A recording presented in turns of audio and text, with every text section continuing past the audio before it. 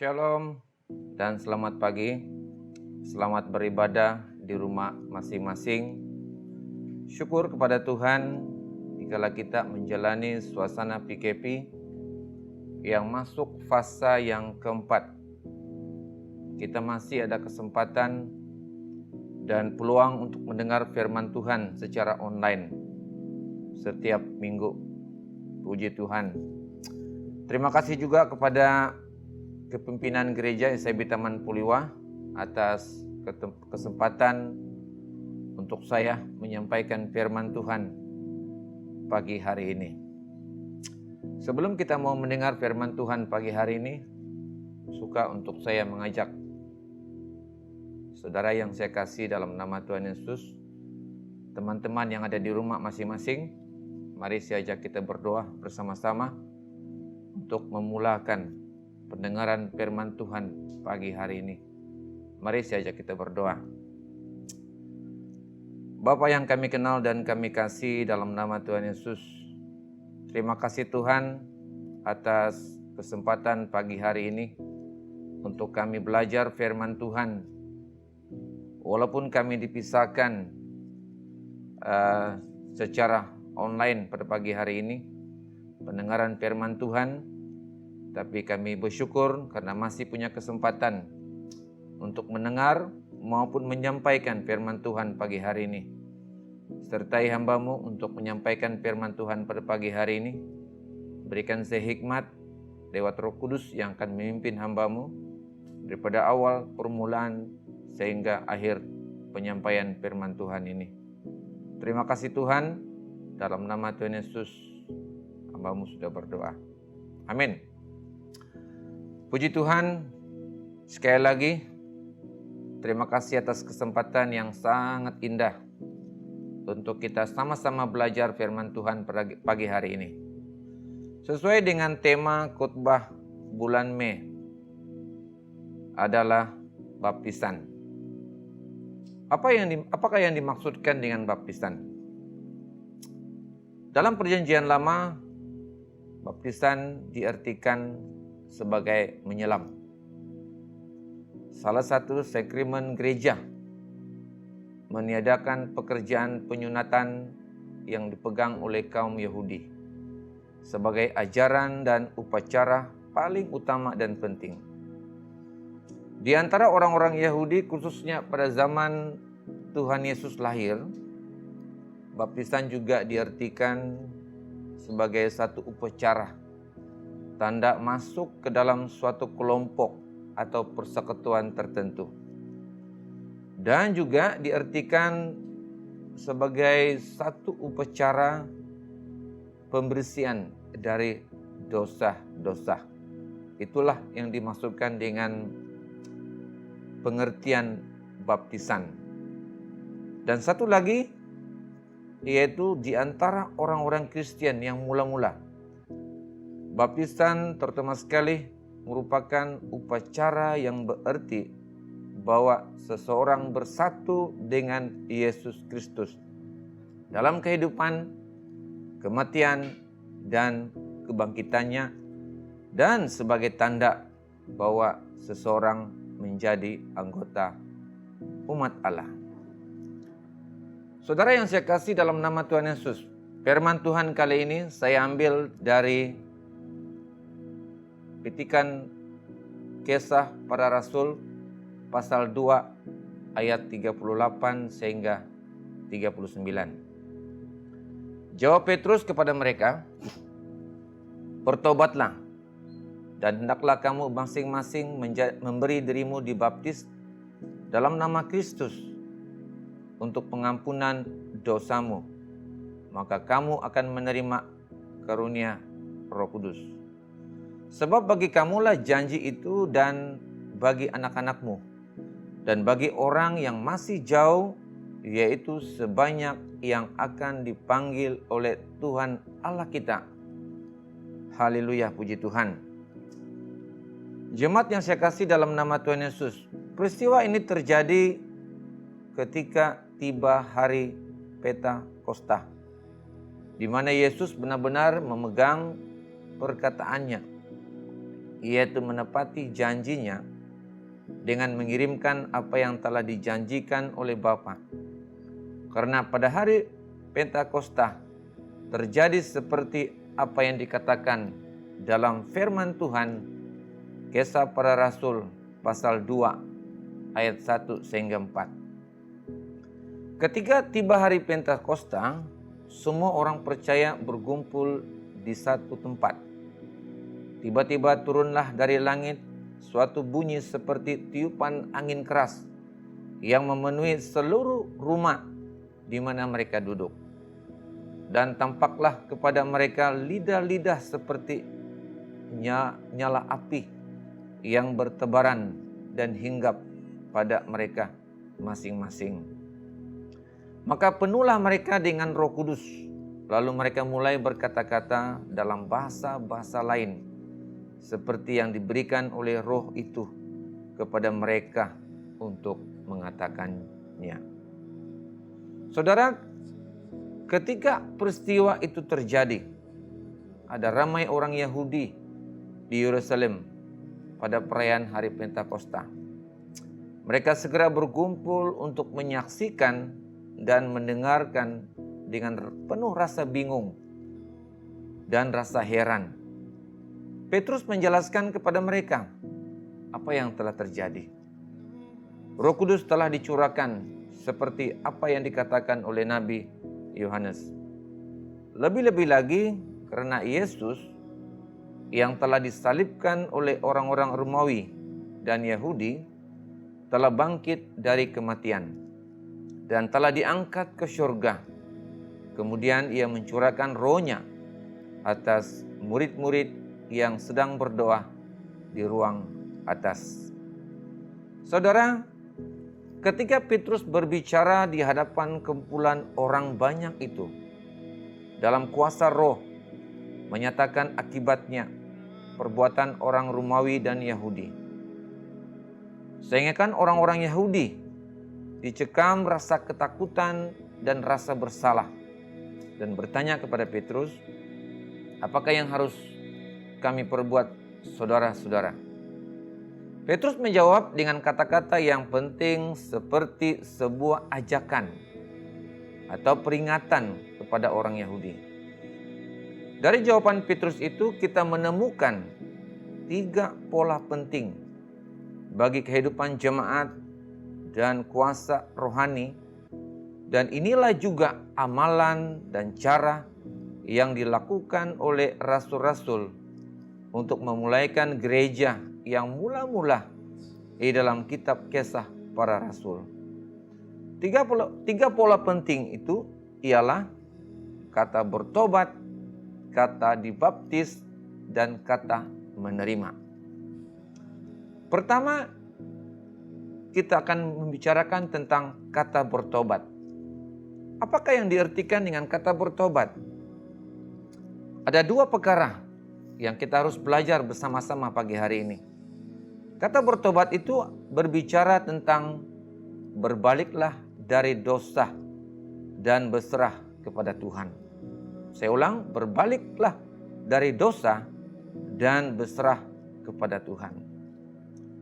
Kisah Para Rasul pasal 3 ayat 19, karena itu sadarlah dan bertobatlah supaya dosamu dihapuskan. Allah telah memilih untuk memberkati umatnya dengan pencurahan Roh Kudus hanya jikalau ada pertobatan, yaitu berbalik dari dosa dan jalan kehidupan yang tidak benar dan sentiasa menuju kepada ketaatan yang sungguh dalam Kristus. Itu yang pertama. Yang kedua, untuk kita mengerti tentang kata bertobat, yaitu percayalah kepada Yesus sebagai juru selamat. Kisah Para Rasul pasal 16 ayat 31 jawab mereka, percayalah kepada Tuhan Yesus Kristus dan engkau akan selamat, engkau dan seisi rumah. Dalam Kisah Para Rasul pasal 16 ini membicarakan tentang sikap Paulus dan Silas ketika itu.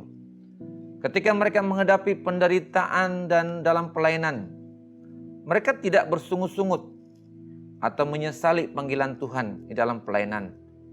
Sebaliknya mereka memuliakan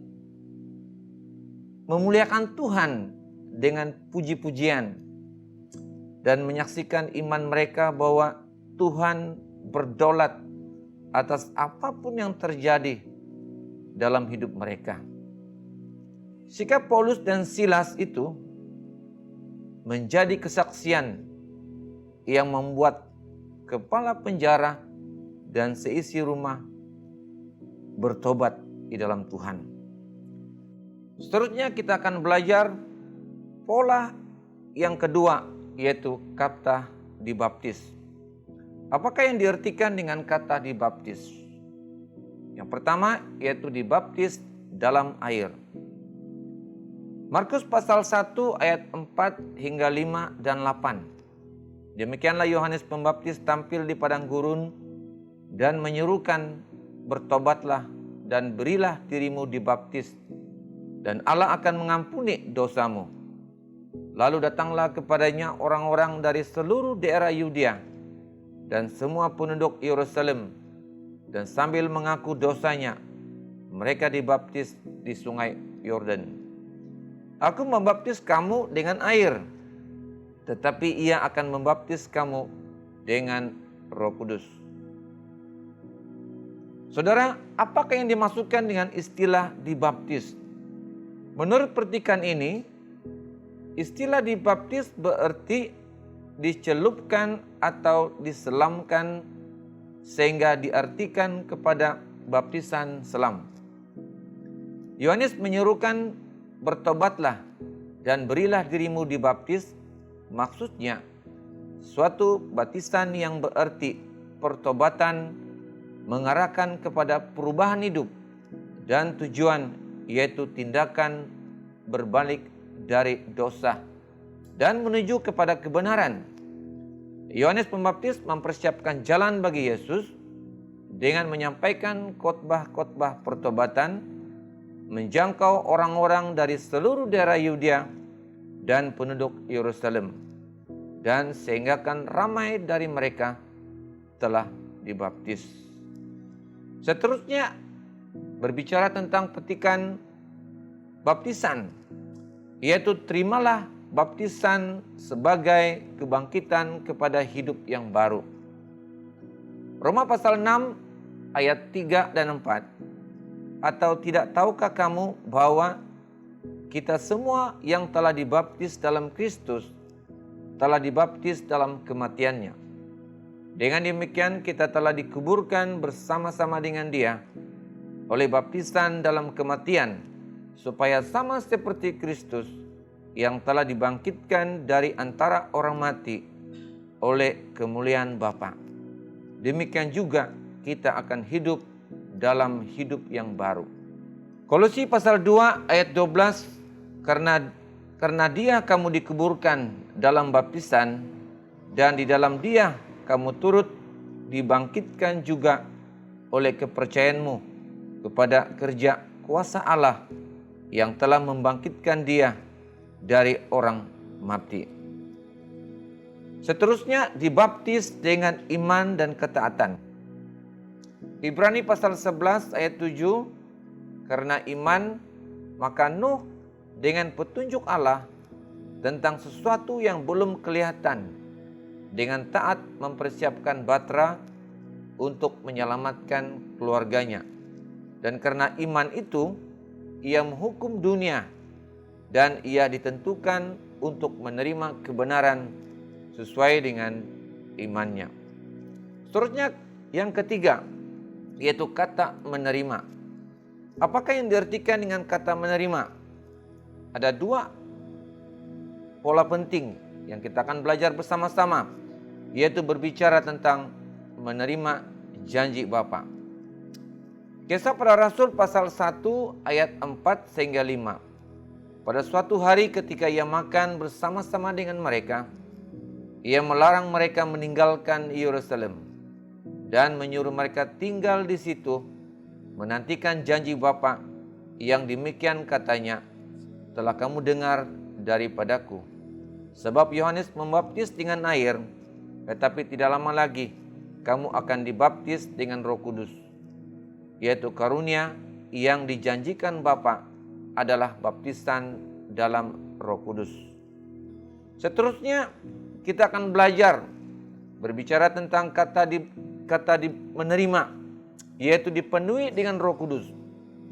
Kisah Para Rasul pasal 2 ayat 1 dan 4. Ketika tiba hari Pentakosta, semua orang percaya berkumpul di satu tempat. Maka penuhlah mereka dengan Roh Kudus. Lalu mereka mulai berkata-kata dalam bahasa-bahasa lain, seperti yang diberikan oleh Roh itu kepada mereka untuk mengatakannya.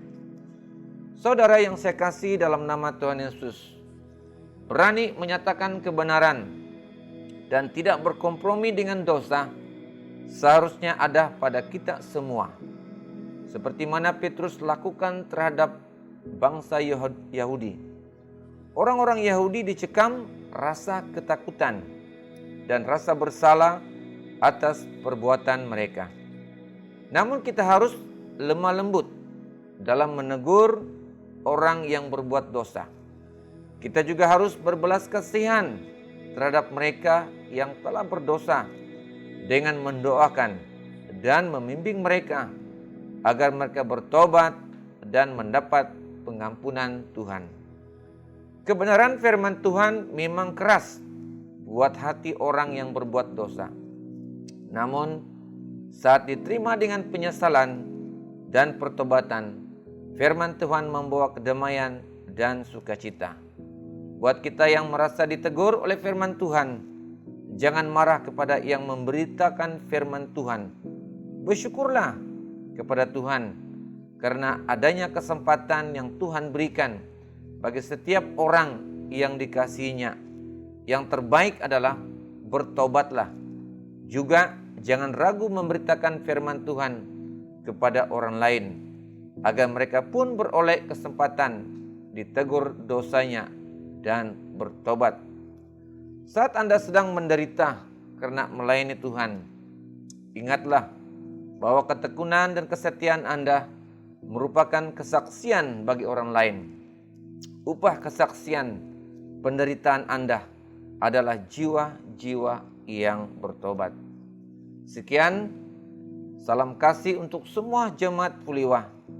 Tuhan memberkati.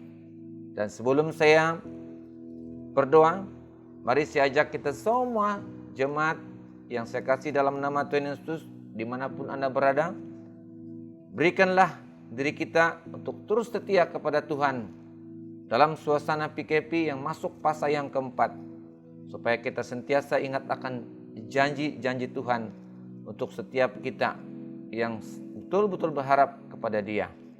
Mari saya ajak jemaat, saya akan tutup khutbah pagi hari ini di dalam doa. Bapa kami yang dalam kerajaan surga, terima kasih Tuhan buat pagi hari ini, karena hamba-Mu sudah menyampaikan firman Tuhan, meteraikan firman Tuhan di tengah-tengah kehidupan kami pada hari ini.